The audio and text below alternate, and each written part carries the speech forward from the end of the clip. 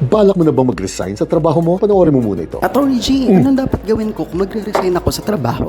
Lahat ng empleyado ay may karapatang mag-resign sa kanilang trabaho kahit pa wala silang ibigay ng kadahilanan para dito. Ang mahalaga lang ay magre-render sila ng 30 days bago sila tuluyang mag-resign. Ngunit kung may mas maikli o mas mahabang rendering period na nakasaad sa kanilang contract of employment, ito dapat ang susundin ng empleyado. Pero karaniwang na pag-uusapan naman ang period na ito, lalo na kung wala naman kayong atraso. Ang layunin lang naman kasi ng rendering period ay upang makahanap ang kumpanya ng papalit sa'yo at meron silang sapat na panahon para sa turnover ninyo. Ngunit kung may justifying reason or mabigat na kadahilanan ng pagre-resign mo, halimbawa, kung minumura ka o iniinsulto ka ng amo mo, o kaya naman hindi na makatao ang pagtrato sa inyo, o kaya naman nalaman mo na illegal pala ang gawain ng amo mo, then pwede ka kaagad mag-resign kahit walang rendering period ito. At kapag nag-submit ka na ng resignation letter mo, walang karapatang tanggihan ito ng amo mo unless hindi mo sinunod ang nakasaad sa kontrata ninyo. Kaya siguraduhin mo kaagad na nakasulat na ang acceptance ng resignation mo para umandar na kaagad ang rendering period mo. At ayusin mo na rin kaagad ang clearance mo dahil ayon sa Labor Advisory No. 6 Series of 2020 ng DOLE, dapat mai-release ang final pay mo within 30 days mula nang tumigil ka ng magtrabaho. Madali lang, di ba? Good luck sa pakikipagsapalaran mo. Gina!